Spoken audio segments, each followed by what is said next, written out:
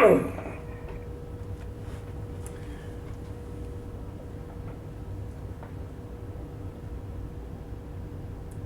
right.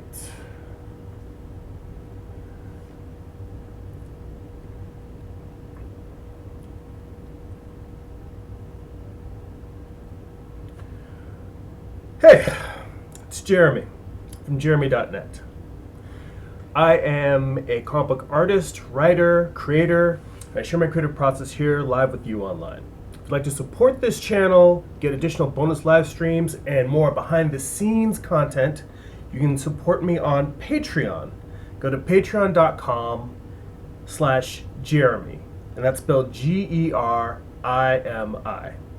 If you'd like to read some of my comics for free, you can go to news.jeremy.net. And if you would like to purchase physical copies of my comics, you can go to amazon.jeremy.net.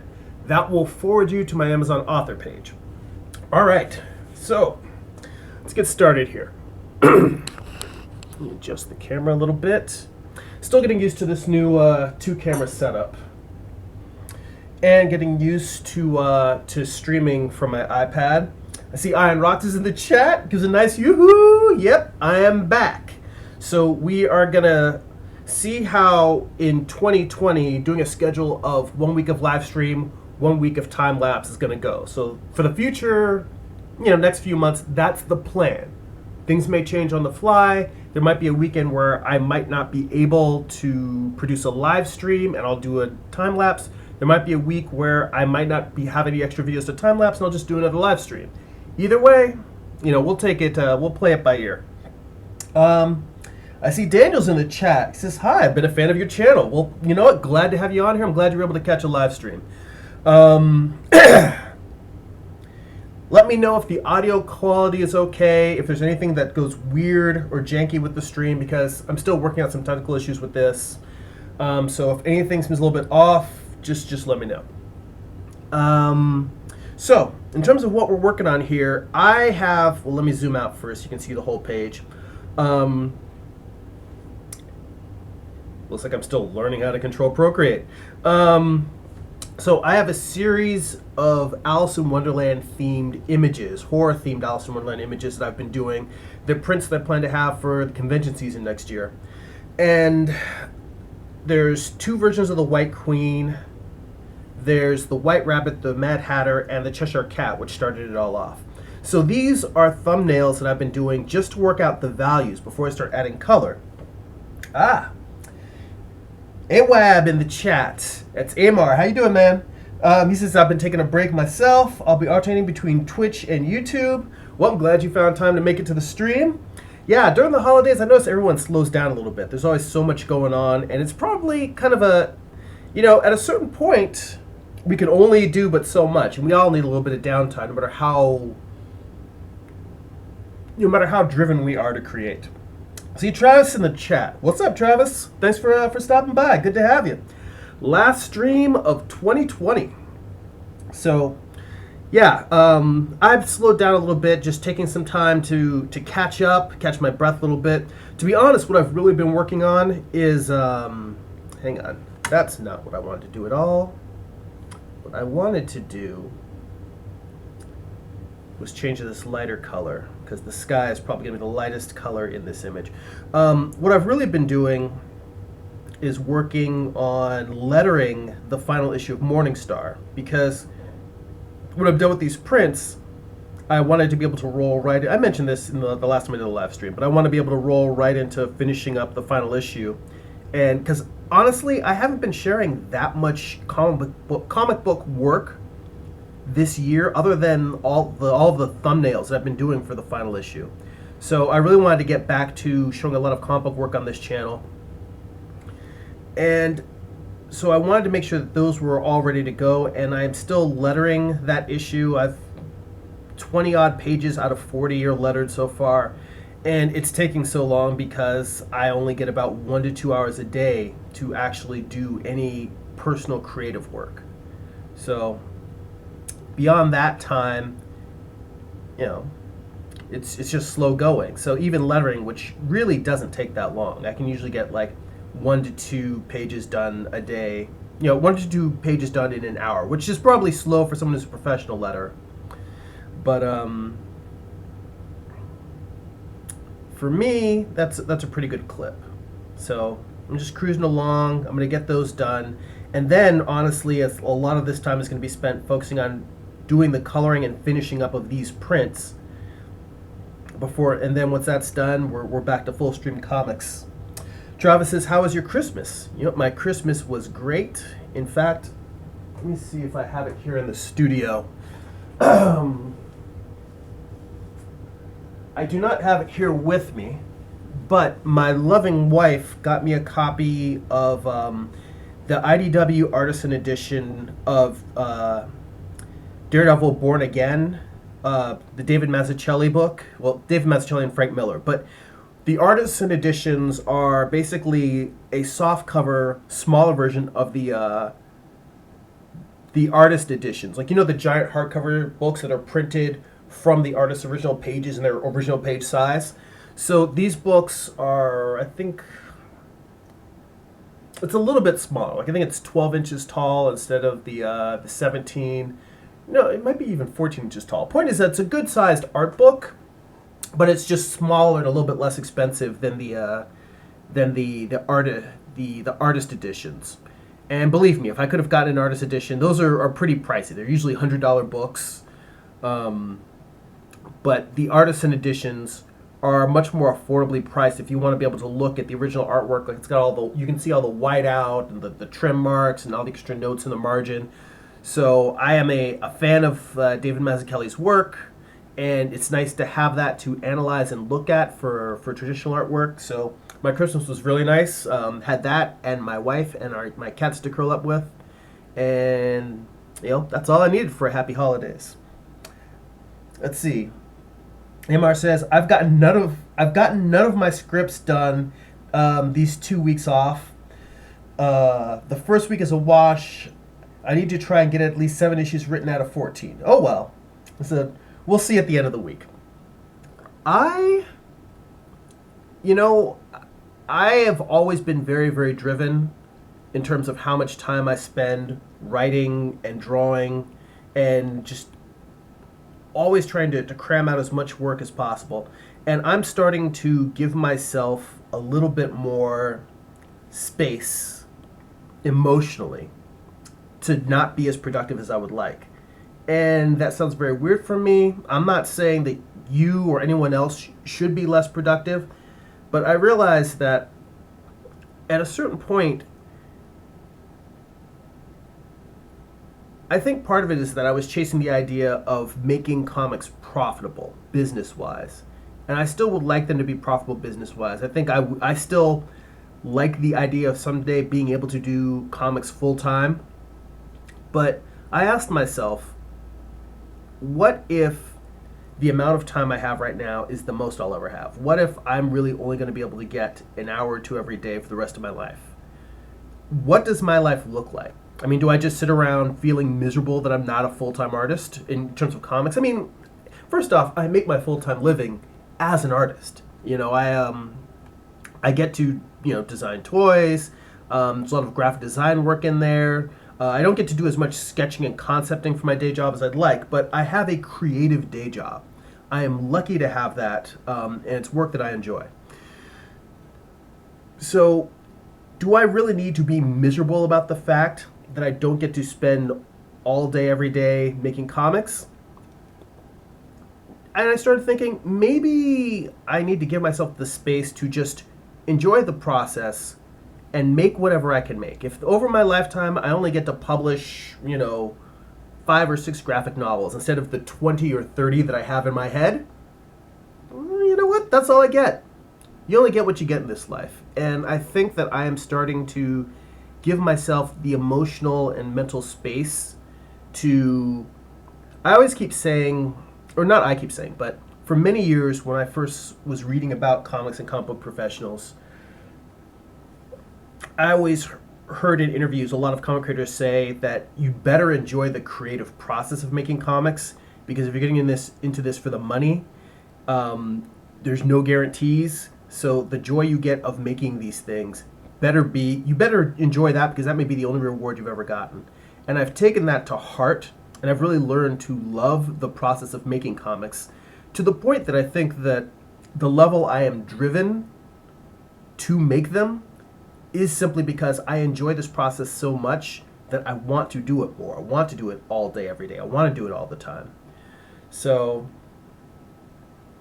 but I think that I need to give myself a little bit more emotional space to maybe not be as driven as I've been in the past. So, that's just something that's been on my mind lately. Let's see here. Amar also says in the chat, got to squeeze in 4 more scripts for the web series as well.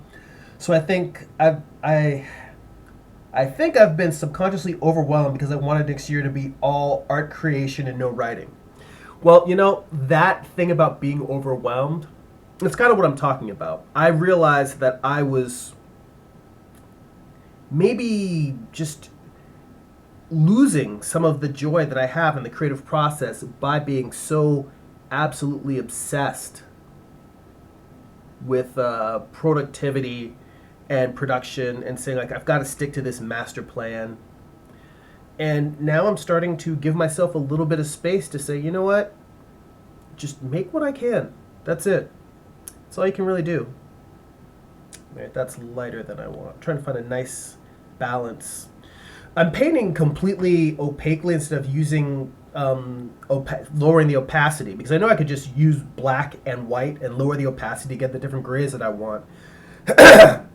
But I really kind of want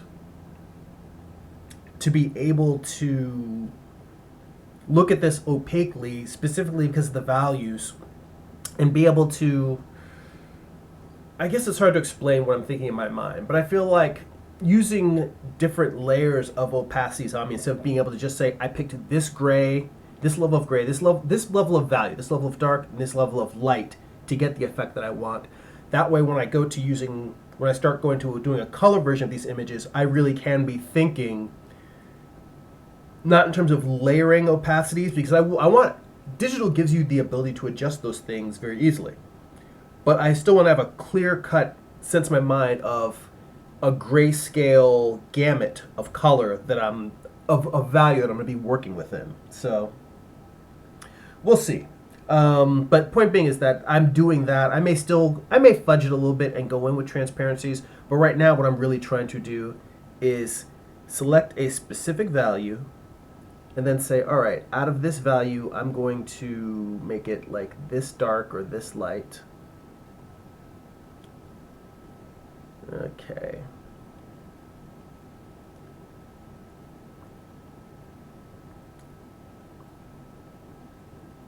Let's see here. In the chat, Ian Rock says, I have kind of abandoned the awakening human thing for whatever reason and just working on a strong guy, which is kind of irritating.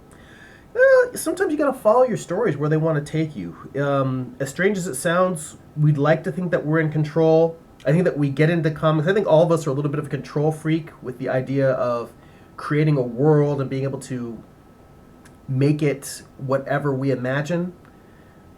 But to a certain degree, sometimes you start creating a story and you realize that you're forcing it to go one way, and the reason why you're fighting against your work is because it wants to be something else.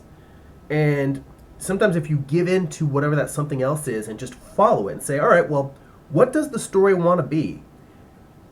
I think that can lead you to new and interesting places. I think that's where sometimes a lot of that artistic growth that we're seeking, whether it's in the writing or in the art, is giving over to your natural tendencies. And the biggest struggle, the biggest challenge in that is knowing the difference, or learning the difference between following the art where it wants to go versus reinforcing bad habits, because the two are sneakingly suspicious. It's the dark side of the coin, as it were. The light side of the coin being that growth and that magic and letting the art, I don't know, interact with you and change you. Bad side being just, oh, well, this is how I've always done it, so this is what I'm going to do.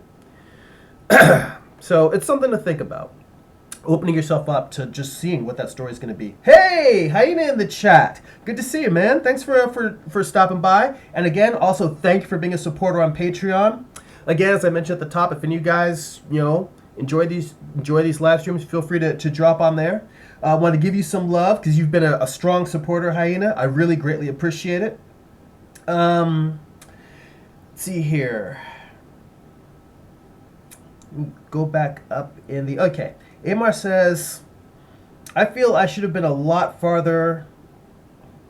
I assume you're saying a lot further along, but it's my own fault by not doing what I should have back in the 90s.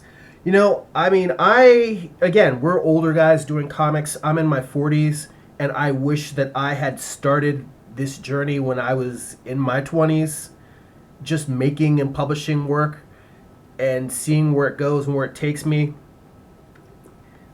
And you know what? I can't go back in time. I can't make myself start taking figure drawing classes regularly in my 20s. All we can do is go forward from here. In fact, I saw a great cartoon on Instagram. There's a guy, if you haven't seen Chris Hollenbeck on Instagram, you should check him out. He does these very simple stick figure cartoons, and they are very hilarious. They're kind of in the vein of Far Side meets Family Circus, because they're strange and weird, but some of them are little family-related strips. Some of them are just strips about like people being jerks in society, and about some of them are actually very inspirational. And one of my favorite cartoons is one where a creator is talking about how far behind they are in their work and how much they wish they had started sooner.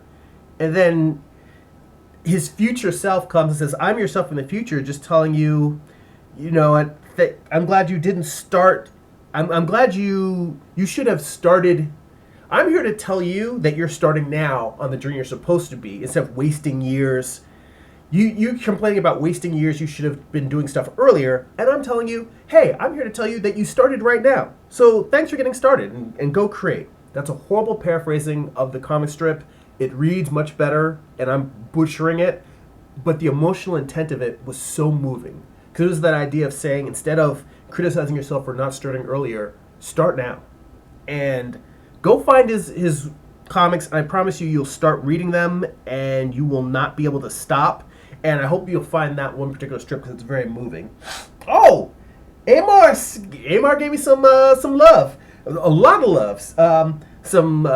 Gave a donation with the Super Chat, which, by the way, Super Chat is active on the stream. So if you want to make a donation, whatever, $1, $2, $5. Amar gave me a $20 tip there, and he says, here's some more support, buy lunch with it. You know what? I will. Take my wife out to Chipotle. We can have ourselves a nice little lunch. Really appreciate that. Thank you. Amar says you should add a PayPal link for donations so YouTube does not get half the money. That is a very good tip. And I have a PayPal account, and I haven't used it much lately because I run most of my sales through my store these days, which isn't run by PayPal. But I will do that. Amar says, who is that book again? So it's not a book per se. It's a comic creator. His name is Chris, like normal spelling with a C. Chris Hallbeck, and I believe it's it's either Hall or Holland. Hall, I think Enbeck. I believe that is his. You know what? I got my phone over here. Let me open up my phone and just look him up on Instagram real quick so that I can get it correct and you guys can check. Oh, he came right up. Whoops. Let's see here. Where... It was right here a second ago. That is one of the things I hate about Instagram, is sometimes you open it and it has something there waiting for you, and then it immediately goes and reloads. But,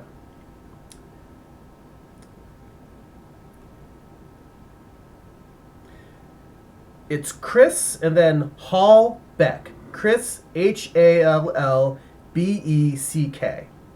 So check out that Instagram account. It's on Instagram. I don't know if I'm sure he does have a website and other social media and ways to get a hold of him, but I follow him on Instagram. His comics are funny, Some of them are sarcastic. Some of them are very sweet and moving. Some are inspirational. There's a wide variety. Some of them are pretty dark too, which is what I like about his work. Has a broad range of humor, and they're all things that I like. Normally, I don't really go in for sweet stuff. I tend to be a little bit on the sarcastic and cranky side, but his sweet stuff actually moves me and makes me say, "Oh, this is you know." It makes me a little bit more open to the sweeter, more nostalgic isn't the word I'm looking for, but it's a positive word that's similar to nostalgia. My brain, my word part is not working while my drawing part is working in my brain. Pardon me for a second. I have to blow my nose. I've been fighting off like a weird illness for months.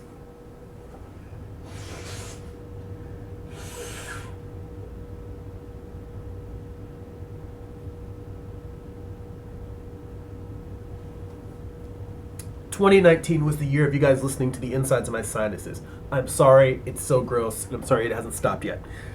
Let's see here. Let me go back up through the chat because there's a couple of comments that I missed.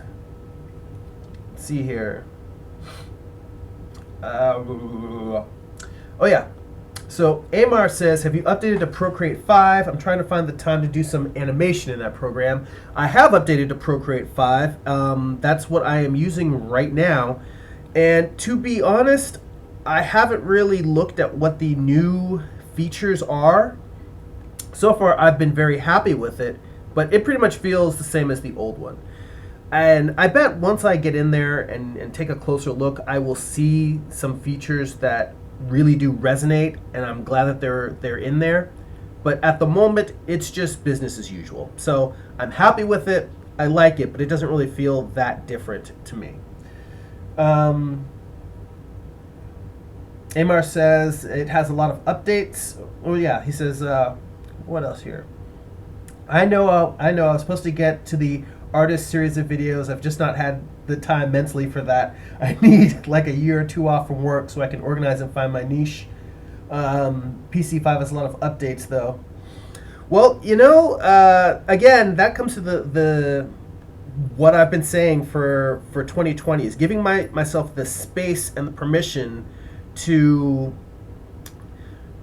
not grind as hard as I used to. I mean, for the most part, artists take quite a bit of pride in being on the grind, being productive, producing a whole lot of work. But I started realizing, or not realizing, I'm just asking myself, to what end? You know, someday I'm going to be an old man, and I know that for most of the things I do in my life, when I am old, I'm going to say, I wish I had written more, I wish I had drawn more, I wish I had made this or that. But the question, if I'm making this, I'm not making art for the posterity of history. I'm not making this so I can be one of those artists that ends up in an art book when people are discussing cartooning or comics or illustration in art history. I'm making it because the actual marks you're watching me make right now, the tones that I'm doing, the drawings that I've shown of me working out the original composition, the thumbnails for the piece I'm working on, all of the stuff that you're watching, this is what I find gratifying. This is what making these things on a daily basis is the reward for me. So by that token, if I'm grinding so hard all the time, but I'm not enjoying it, then something's wrong. So while I do want to continue to produce more work, I'm giving myself that space to, why is this not zooming in any farther? That is weird. I feel like my iPad's freezing up. Yeah, no, there we go. Yeah, I didn't think I was, I try not to zoom in super close. I try to get in just enough that I can get the details that I want. I mean, the fact of the matter is that it's kind of ridiculous for me to get super detailed with this even, because these are just thumbnails. I've got all of the different values on one page so I can work them out together. But I'm going to go in and redo all of this in color anyway, so there's not much point in me getting super obsessed about it. Oh, I see Daniel had asked earlier. Again, I'm kind of scrolling back through the chats, catching up a little bit because I'm sort of drawing a little bit, talking a little bit. Daniel asks, how long have you been drawing? So I have been drawing. I mean, I've always been interested since I was a child. Probably since I was like 5 or 6 years old, I've been interested in art. I used to sketch in my brother's composition books when they were in grade school. They used to have these old black and white composition books from their English class. And when they finished each year, I would get a hold of those composition books and I would fill them with drawings. So, but in terms of taking this seriously, being interested in art, I would probably say high school was when I really started getting serious about art.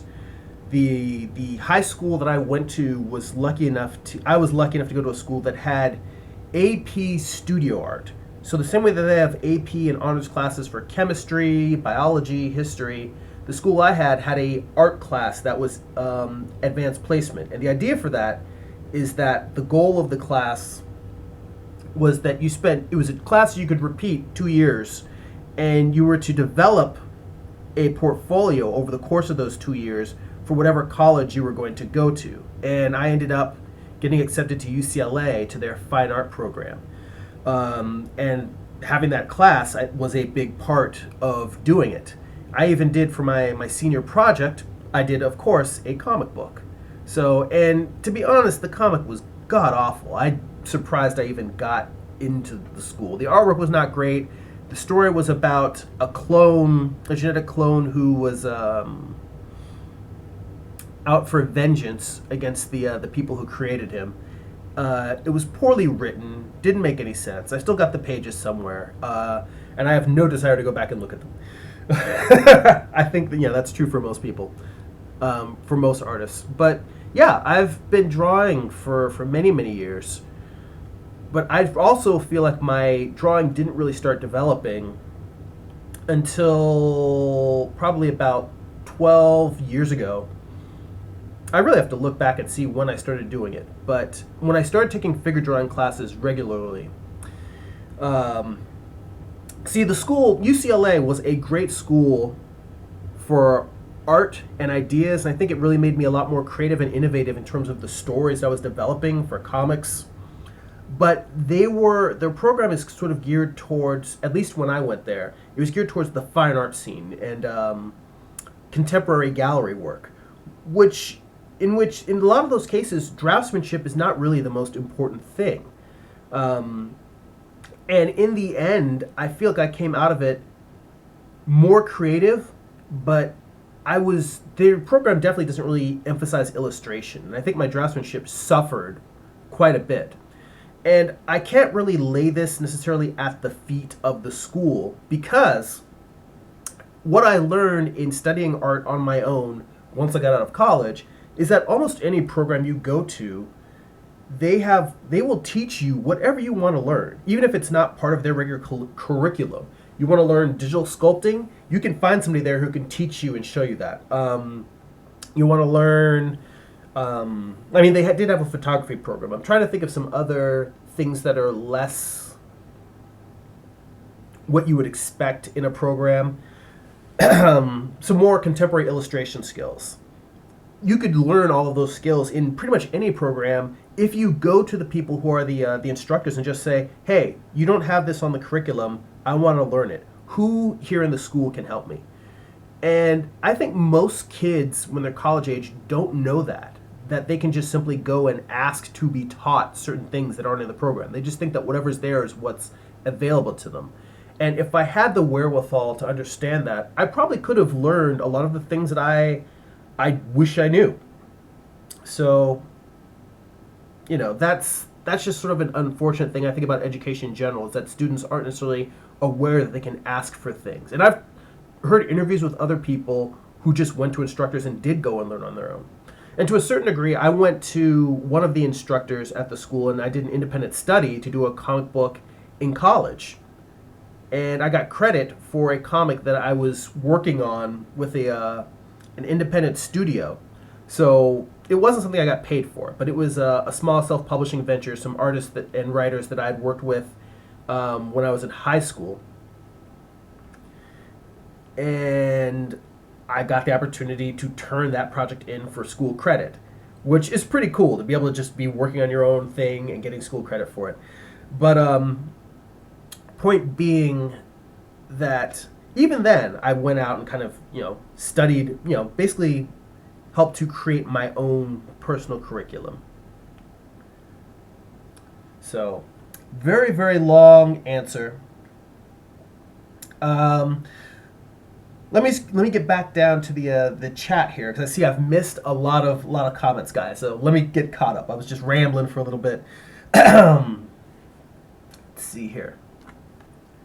So Amar says that he found it, talking about Chris Hallbeck's website. He says the website looks broken, and he has a YouTube channel as well. That said, Instagram, I do know that's active, and that's where I read most of his stuff. Hyena says, have you ever heard of Peter Hahn? I think his art style, dynamic sketching is better for me. I don't think I'm a painter. I need to pick a path. Well, I think, first off, yes, I had heard of Peter Hahn.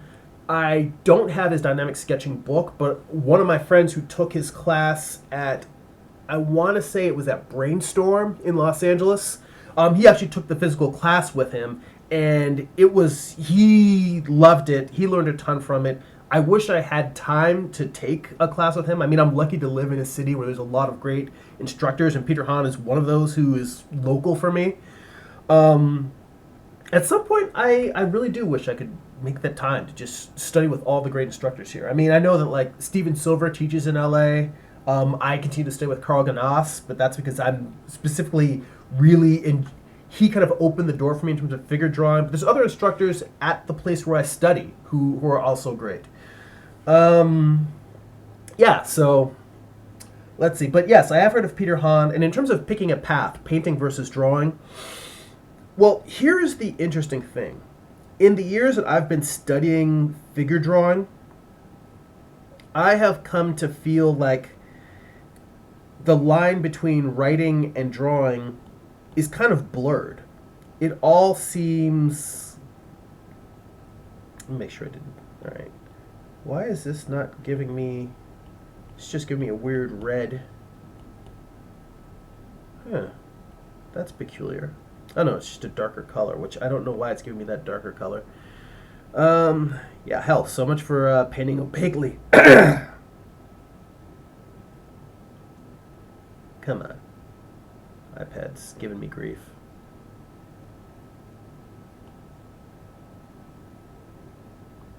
Make sure I didn't accidentally switch layers. Nope. Still on the correct layer. But for some reason, it's not giving me a lighter color that I want.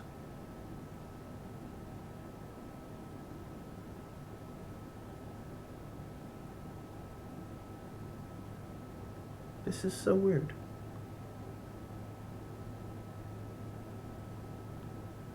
Let's try this gray for a minute and see if that does anything. It's closer. Not what I'd like. All right. But yeah, in terms of picking a path, at a certain point, I've come to find that drawing and painting are kind of two sides of the same coin. First off, yeah, you should follow whatever your instincts are guiding you. If you feel like you're more of a drawer than a painter, then pursue that. I'm saying that actually I followed the path I think that you're talking about, in that I've studied drawing, and the more I study it and the more I start working with tone and value in drawing, the more I see that relationship in painting. So follow it, see where it takes you. At a certain point, you may find yourself coming back to where you are now in kind of a circular arc, but you may find that you come back to painting, but you come back better informed. So yes, follow drawing, please, definitely. And if you're going to study somebody, I can't think of a lot of... Peter Hahn is one of the great ones to study, so definitely, check his stuff out. In fact, I've been meaning to, I think he has... I don't know if he has his dynamic sketching book available. Well, I know he has one of his educational books available to purchase off of his website. And the reason why I haven't is mainly just because I already have too many instructional books that I don't spend enough time studying with. And as I mentioned, I've been doing one video a month of my on the Patreon live stream, where I'm studying. I call it the art book study group, and the point of it is just taking all of these books that I have that I haven't been sitting down and opening, and I sit down and I study them, and it's just me talking through what I'm learning as I sketch and do studies from the book and try to learn. So yeah, I'm just showing you my self-educational process. So that is what that is. Back to the chat. Amar says super echinacea and oil of oregano is great for the immune system. I've taken echinacea and I haven't stuck with it, but I remember the last time I was hacking and coughing, you recommended that. I have not gotten oil of oregano, but I've used the super echinacea, and I need to take more of it because I was taking it for, I don't know, a week or so and then fell off. So let's see. I'll need to get back on that. But I appreciate you looking out the recommendation. And Amar says to Tahina, I've seen him, being Peter Han, on Proko's channel. It seems he's influenced by Kim Jong-il. And he says, yeah, he loves Kim. Yeah, Kim Jong-il is awesome. And in fact, Ion Rocks, I have him to thank for my my Kim Jong-il books. In fact, I've been I have been doing some studies from Emphalios, one of his books, and I would open it up and show it to you, but this one is one of his sexier books. So, you know, Kim Jong-il does not shy away from drawing sexy babes and such, but this book kind of excels in that. But I've been doing some studies from Kim Jong-il as well. So, I mean, I'm always, for as much as I might look like I have my own style, I'm constantly looking at other artists and trying to learn from them and find things that I can add to my creative toolbox. I think particularly my drawings, I felt like they were lacking a sense of structure or feeling a little bit flat. And knowing how great Kim Jong-il is at creating a sense of volume and worlds and perspectives, I thought, let me take a stab at pulling from him and just doing some studies of his work. And I think it kind of jump-started me a little bit. In fact, that's, I think, a great tool. Anytime you feel stuck in your own artwork, just doing studies, copying from somebody whose work you admire, that always unsticks me. It gets me kind of back into a more analytical mode because I'm pulled out of, oh, I don't like my work, and just saying, oh, here's somebody whose work I do like. Let me try and copy it and see what I can learn. And that really gets me going. So if you're ever feeling stuck artistically, visually, that's a good one to, you know what, I do not like the way I laid the tone down there. Let me undo that. It's a good thing to pull from. It just seems so weird to me that it is not giving me, you know what, let me just do this instead. No, let's do that. No, that's too light. That is too light. Unless I put in here and lighten this up a little bit. Let me go back to the chat here. Hyena says, hatching is hard for me. Well, you know, I think the difference for hatching, and again, this is where drawing and painting kind of overlap, and they're, you know, you start realizing that they're two sides of the same coin to continue to beat that metaphor to death. I've been doing some master studies. This is going to be tricky because I'm not sure how well this will show up in the webcam up here up front. I'm just putting my hand in here because I'm not sure how close I can get drawing wise. Crap, I don't have any of these drawings laying around, but let me see here.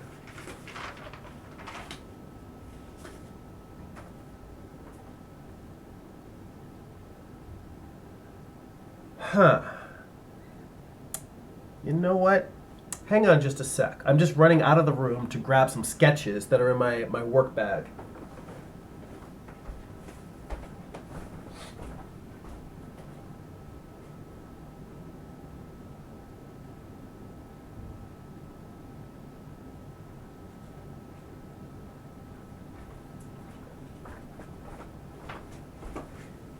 And we're back. So, something else I've been doing besides doing master studies from Kim Jung-yi is I've been doing some studies from this book. It's called Sculpture, Renaissance to Rococo. And let's see, it takes a second for the live stream to catch up to what I'm doing in real life. So I'm just waiting here to see how well it's showing up on camera. All right, yeah, so I've just been sitting here for a while holding it. But yeah, so this book is a collection of a wide variety of sculptures. Italian, going back to the Renaissance, as it says there, up through French, wide variety. But what I've been doing here is just going through and finding different sculptures. Let's see. Things like this, Hercules. And then what I've been doing is I've been doing some pen and ink sketches from these, some pen and ink master studies. And the idea of these, the way that this relates to the hatching thing that you brought up, is that I'm not really thinking of the hatching kind of in the way that comic books traditionally. For instance, if you look at like a Jim Lee drawing, it is describing light and volume and tone. We'll move these a little bit closer. So I really don't know how well these will show up. Maybe I'll scan these and I'll post these in the community tab for the live stream afterwards. But the idea of these is that if you look at them, and you'll see them better when I post them, I'm really trying to use the hatching to describe forms turning away from the light. The hatching describes shadow, it describes forms turning away. And see, there might be a couple of other sketches, larger sketches underneath here. This is a larger study of one of the ones that's on the previous page I just showed you. But the idea of these, and hatching really should be that. When you look at comic book artists who know what they're doing with hatching, that's exactly what they're doing. They're describing a form turning towards or away from the light. And sometimes as artists, when we're learning, we look at hatching and we think of it just in terms of the design that it makes on an object. And we're looking at it kind of graphically instead of looking at it in terms of really being able to analyze what it's describing. And what it really should be describing is what I've repeated, is forms turning towards or away from the light, that transition from light to dark. So if you think of hatching and you stop thinking of it so much as lines that you're making around it, but literally thinking of how am I changing the surface? The darker, the thicker the hatched lines, the more the surface is in shadow. The thinner and lighter it is, the more it's just turning or curving away. Like if you're going to draw, that's why a lot of times when you show basic tutorials on hatching, they're hatching a sphere. That's because you're really just showing an object, light turning around that ball. So that's a good thing to think of when you're doing that hatching or drawing. So let me go back up through the chat. I see that we're coming full circle because now there's comments on what I'm saying here, but there's also comments on stuff I was talking about earlier. Let's see. Amar says,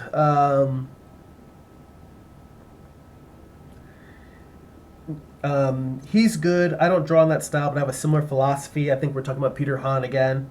I adapted almost 20 years ago to draw with a pen so I can commit to lines early on. I'm trying to figure out a style for my comics and animation, one that would allow me to skip thumbnails, rough pencils, jumping into inks and then color. You know what's funny? I hear that, and first off, I would never dream of skipping thumbnails and rough pencils because I love thumbnails and rough pencils. To be honest, I'm thinking about at some point doing a comic that's just rough thumbnails and pencils. Like, just do the whole thing in the raw, as it were. And that may still be something that I'll do in the future. But when I think of skipping and going to a very direct drawing, I don't know how much rough pencils Kyle Baker does, and I try to remember if I mentioned Kyle Baker when we were talking about style and I was looking at some of the stuff you were sharing with me. But Kyle Baker is definitely somebody I think of who can go very direct in terms of his work. So if you haven't been looking at Kyle Baker, look at some Kyle Baker. I may have mentioned him before, but Kyle Baker is always worth a mention because his work is goddamn awesome. Let's see here. If I can master this is back to Amar. If I can master this in the next few years, it would allow me to increase my production from years to months. And Hyena says the philosophy of combining forms to build shapes works for me. Yeah, you know what's funny? Peter Hahn really seems like he builds off of a lot of Bridgman's ideas. I mean, when it comes back to it, Bridgman seems to be the one who, you know, with constructive anatomy, really was like taking the building blocks and the basic anatomy and saying these are physical, solid-looking structures and shapes, and you're assembling them to feel like this figure, and building it into that. And the challenge is doing that without having it feeling stiff, is combining that sense of gesture and flow that you want a figure to have while still having that solidity. Excuse me. Let's see. Amar says, I have adapted that, back to the style, I've adapted that more from working with 3D, which happened about 20 years ago or so. It's not clicked until recently that I've been drawing back almost every day for the past year or so. Yeah, that working daily, that really seems to be a big, well, no, I think for most people practicing their craft, you know, working daily on something is where the growth really comes from. Actually, that reminds me of something that you said earlier that I wanted to touch on. You had mentioned, Amar, about wanting to get all of your writing done this year so that in the future, so that in 2020 you could spend all of your time really just drawing. And I was going to mention that I can only speak for myself. This is not a rule, it's not a law, it's something that I found in this past year of my creative process, that as I'm starting to write, while I'm still finishing up the final issue of Morningstar, and while I'm doing these prints, I'm in the background starting to write my next comic book series. And I'm finding it very challenging, to the point where the video I did on how I write, I went back and watched some of my own YouTube videos on comic book writing. That's how lost I am, is I needed to go back and listen to my own advice. And I sat back and I was listening to it, I'm like, this is some pretty good advice. I'm glad I made this video. But my bigger point is that I have gone through long periods where I will be spending all my time drawing, and then I'm like, I go back and I'm like, oh, I've got a new series to write, and I dive into the writing. And what I'm realizing is that even if I only spend like 10 or 15 minutes a day, it would be better for me as a creative and for my creative process if, instead of going through long periods of writing and long periods of drawing, to find a balance where I am writing every day and drawing every day. Obviously, drawing takes longer, so I would spend more time drawing. Like, let's say I get an hour of drawing time in, and then for every hour of drawing I do per day, I do 15 minutes of writing. It's very, very small, very incremental. But as it is now, I only get artwork done in small increments. So maybe with writing, that's what it is too. But I feel like the longer I make comics, the more I realize that my writing, I want it to grow just as much as I want my artwork to grow, because this is a lot of hard work. And if I'm going to spend this much time doing it, then maybe what's important is I want to make sure that the writing is worth the level of effort and time that I'm putting into this. So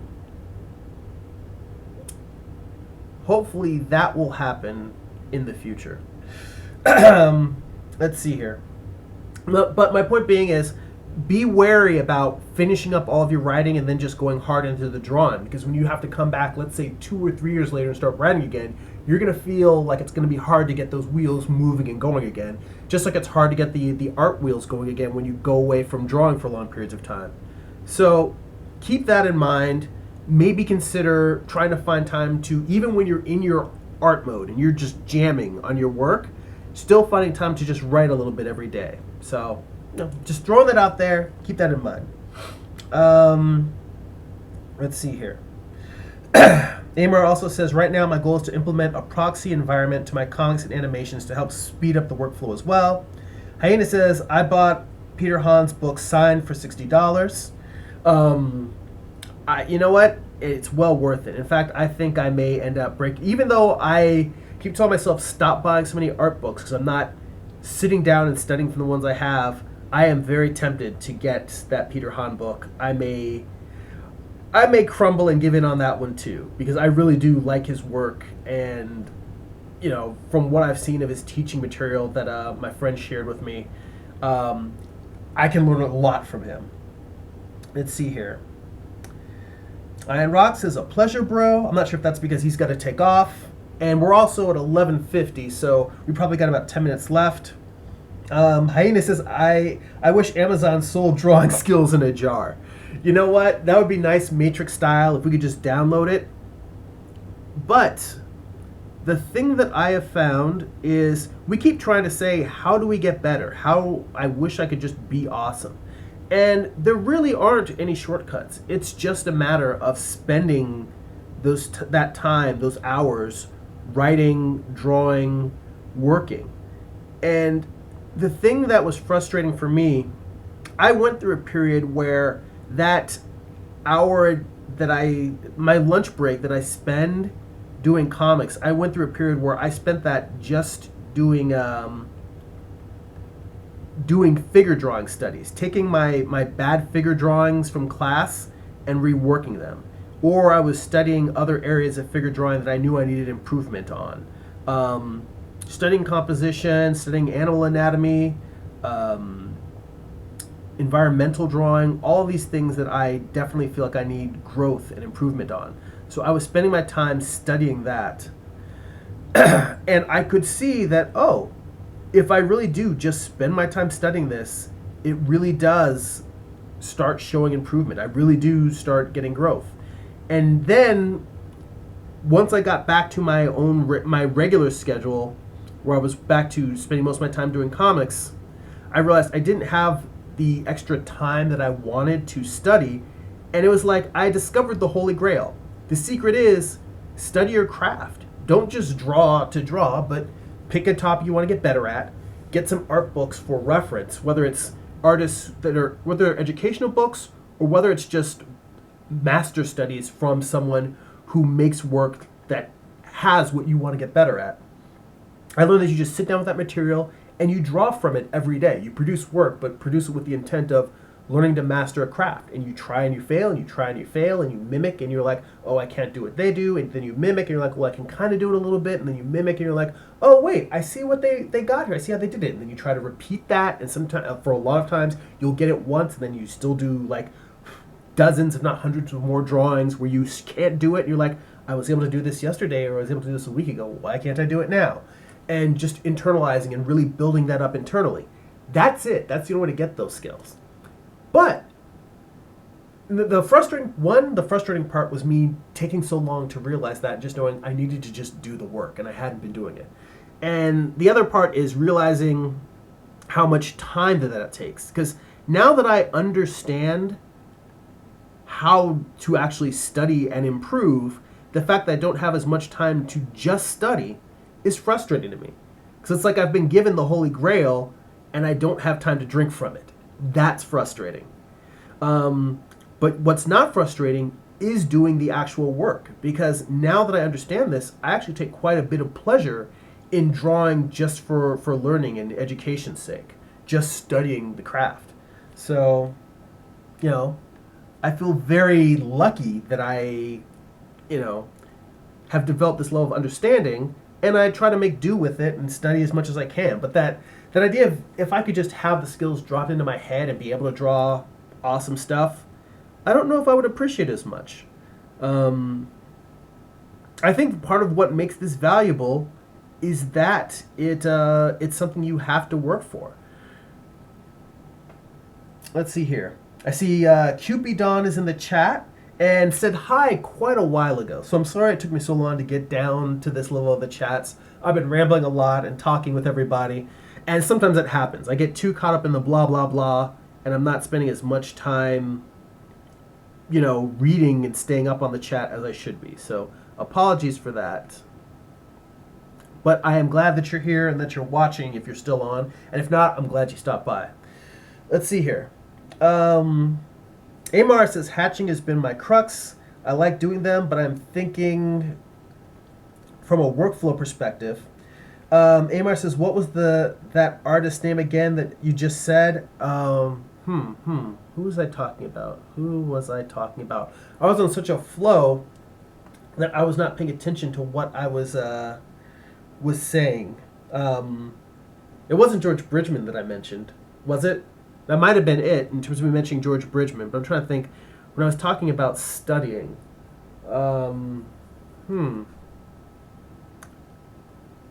I forget what artist I just mentioned. Let's see. Give me a reminder of what I was talking about when I mentioned the artist, because I got on a ramble and I wasn't keeping track of what was coming out of my mouth. I just start talking. Let's see here. And Hyena says, do you think I can combine forms and save hatching for later? I also like Joe Weatherly as well.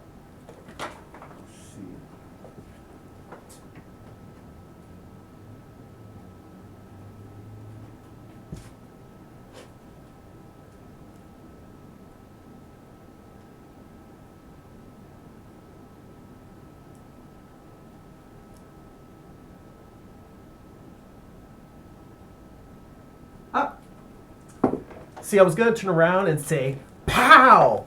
I got you, Joe Weatherly, right here. But I had to sit there and look for it because it took me a minute to find the book. I got so many books on my reference bookshelf. It would have been really awesome if you had said that and I just turned around 10 seconds later and pulled out a Joe Weatherly book.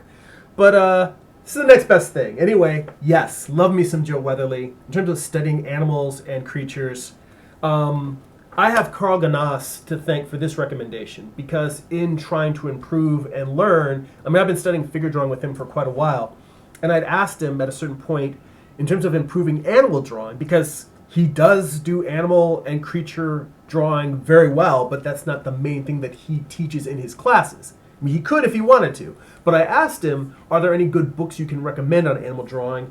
And Joe Weatherly and Joe Coleman were the two ones that he recommended. So for a minute, I was looking for the Weatherly book because I thought it might be on my nightstand in the bedroom because I think that's where the Coleman book is. But nope, I had it right here. Let's see.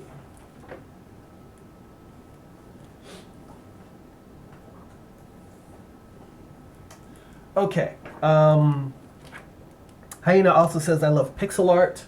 I would check out Diesel Sweeties. I don't necessarily follow pixel art, but Diesel Sweeties by Richard. I can't remember his last name, but it's a really great. It's a really great pixel art comic. Let's see here. Amar says. We're back to the artist that I mentioned. He says it was based on the style of art when I was talking about inking directly versus thumbnailing.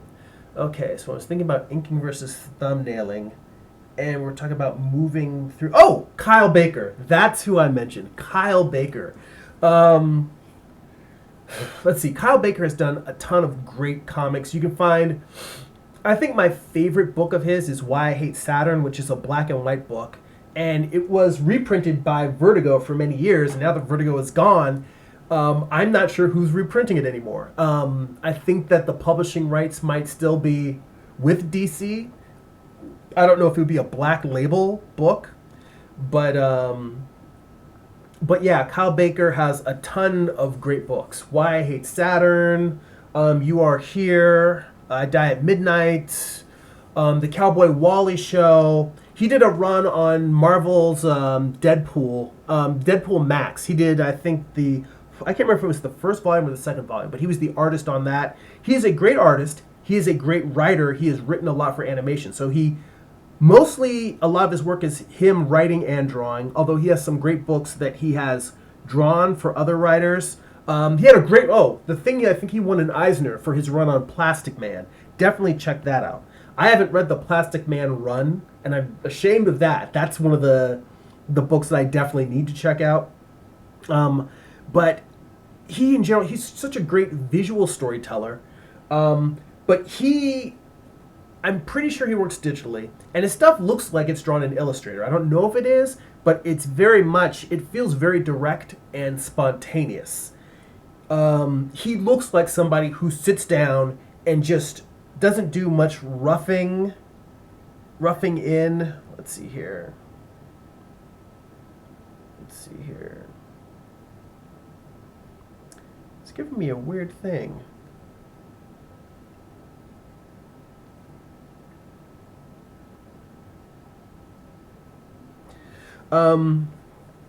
Anyway,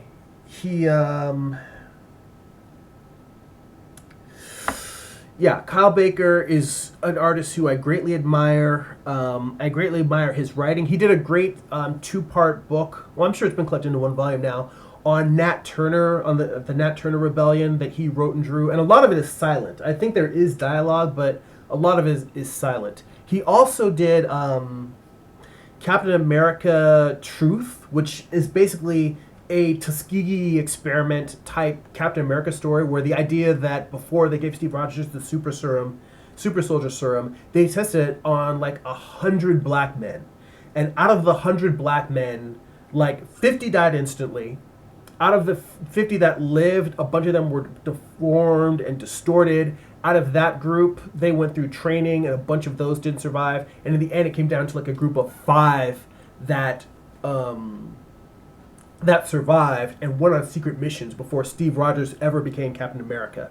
And the main character from that book, who was sort of the leader of the group, actually is I believe he's the grandfather of Patriot from Young Avengers. Great story, great artwork by Kyle Baker, and I feel really bad I'm not remembering the name of the writer, and I don't want to disrespect him because it's a great story. Morales, his last name is Morales. I cannot remember his first name, but he is a great writer as well. It was a great story. Apologies for not remembering your first name. That is, I would say that if you want to check out Kyle Baker, I would start with, I believe it's Captain America Truth. I would start with that. I would check out Why I Hate Saturn, because I think that is my favorite in terms of his writing. And then I would look at his Plastic Man run. But let's see. Amar says, sharp mind, dude. I think that first off, thank you. With most of my friends, when we're hanging out and talking, our conversations are pretty similar to the conversations that we have here online, where I go in like a million different directions and all of us go in a million different directions at one time.